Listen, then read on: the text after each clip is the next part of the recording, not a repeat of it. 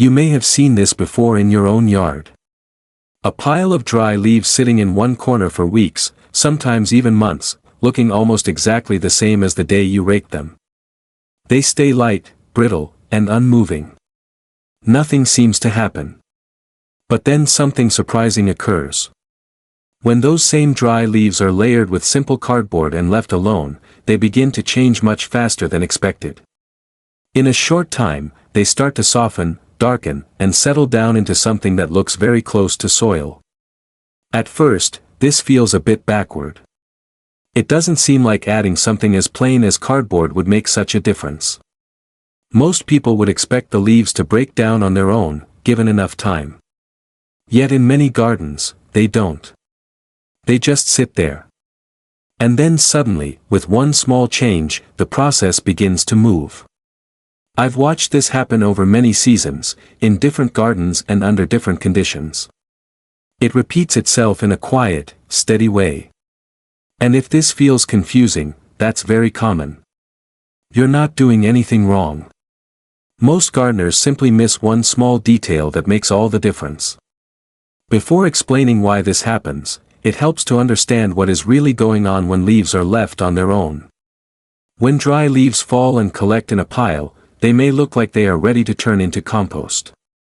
After all, they come from trees, and trees naturally return to the soil.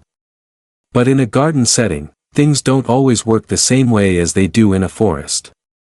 In a forest, leaves are spread out, mixed with moisture, and in contact with living soil.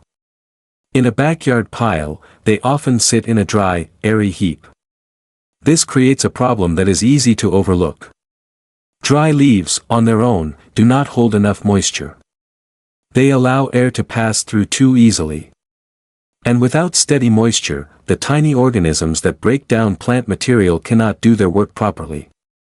These organisms need a gentle balance. Not too wet, but not too dry either. So what happens is this. The leaves remain dry on the surface. Wind moves through them. Sunlight warms them during the day and cools them at night. But inside, very little changes. The breakdown process slows down almost to a stop. Even after several weeks, the pile may look untouched. Many gardeners assume they just need more time. They wait, hoping nature will take over. But without the right conditions, time alone does not always solve the problem. The leaves are simply missing one key element. They are not connected well enough to moisture and soil life. This is where the role of cardboard becomes interesting. At first glance, cardboard does not seem like something that would help a garden. It looks dry, stiff, and lifeless. But when placed under or between layers of leaves, it begins to change the environment in a very quiet way. Cardboard acts like a gentle barrier. It slows down how quickly water evaporates. When it gets slightly damp, it holds on to that moisture for longer periods. This creates a more stable space underneath the leaves. Instead of drying out quickly, the area stays evenly moist. It also improves contact. When leaves sit directly on bare ground, they can sometimes shift and lift, especially in windy conditions. Cardboard helps press them down gently, keeping them in closer contact with the soil. This connection is important because the soil is full of life. Tiny organisms, invisible to the eye, begin to move upward into the leaves when conditions are right. Another small but important change is airflow. Cardboard reduces strong air movement through the pile. It doesn't block air completely, but it softens it. This helps maintain a calm environment where moisture stays balanced and breakdown can begin. At this point, something is starting to happen beneath the surface, even if you cannot see it yet.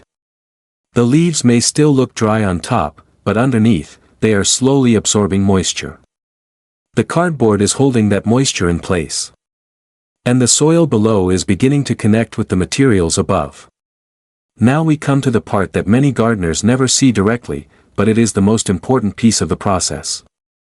When moisture, organic material, and soil life come together, a quiet transformation begins. Microorganisms, such as bacteria and fungi, start to break down the structure of the leaves. They soften the fibers and slowly turn them into darker, richer material. This does not happen all at once. It is a gradual change.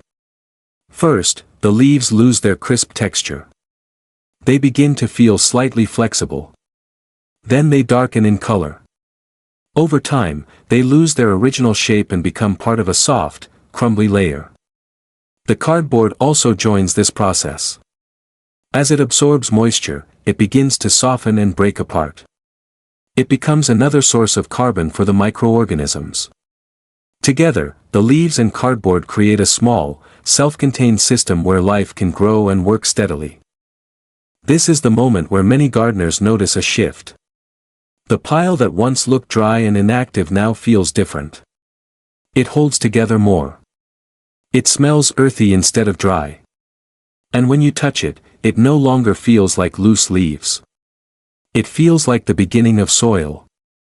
Understanding this hidden process helps explain why one simple mistake can slow everything down. The first common mistake is using the wrong kind of cardboard. Not all cardboard is the same. Some types are coated, glossy, or printed with heavy inks. These materials do not break down easily. They may resist moisture, or they may contain substances that are not helpful for soil life. When these types are used, the process can slow down or even stop in certain areas. Simple, plain cardboard works best. The kind that tears easily and absorbs water is ideal. It allows moisture to move through it and supports the breakdown process instead of blocking it. Removing tape and labels also helps keep things simple and natural. This is not something to worry about too much. It is just a small adjustment that can make a steady difference over time. Another common misunderstanding involves moisture. Many gardeners try to keep everything completely dry, thinking that dryness prevents problems. But in this case, too much dryness is exactly what slows things down. A gentle level of moisture is necessary. Not soaking wet, and not dripping, but slightly damp. When the leaves and cardboard hold a bit of moisture, the microorganisms can stay active. They need water to move, grow, and do their work. This can feel surprising at first.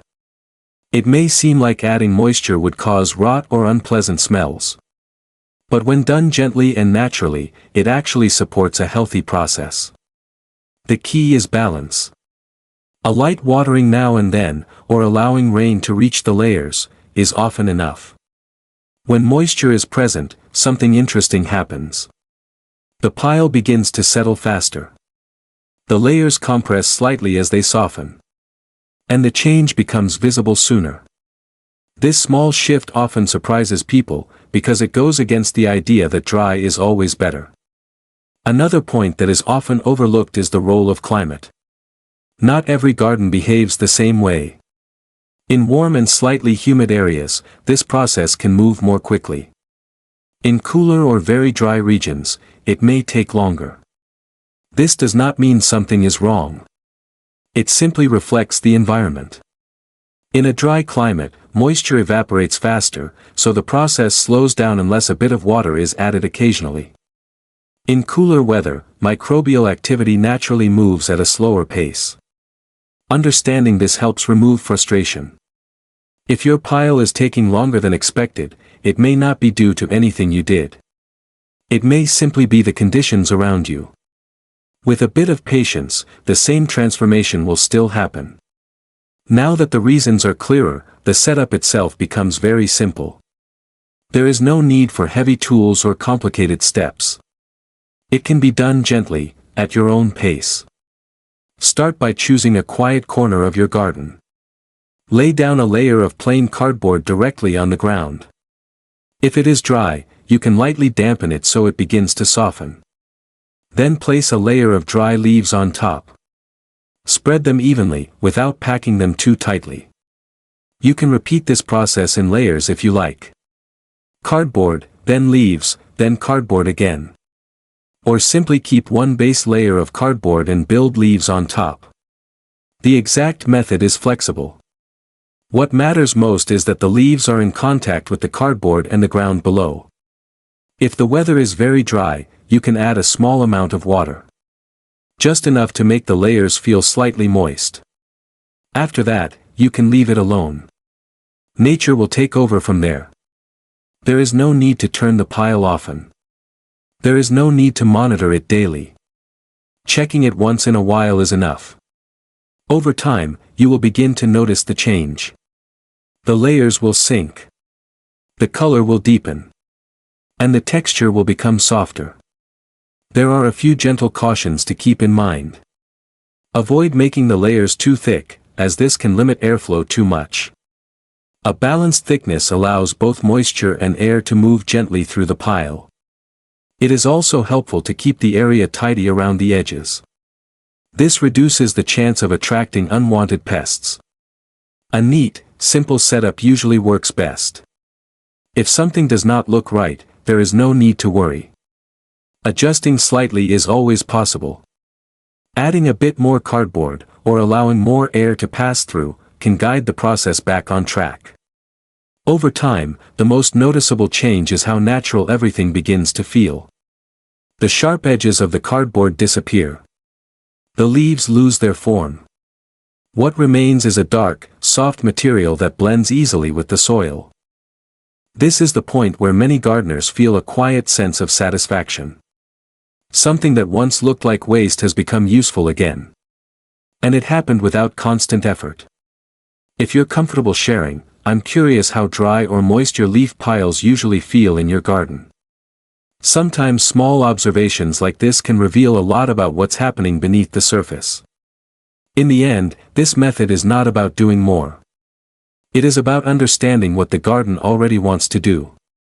When the right conditions are present, nature moves in a steady and reliable way. Sometimes the garden improves when we simply step back and observe.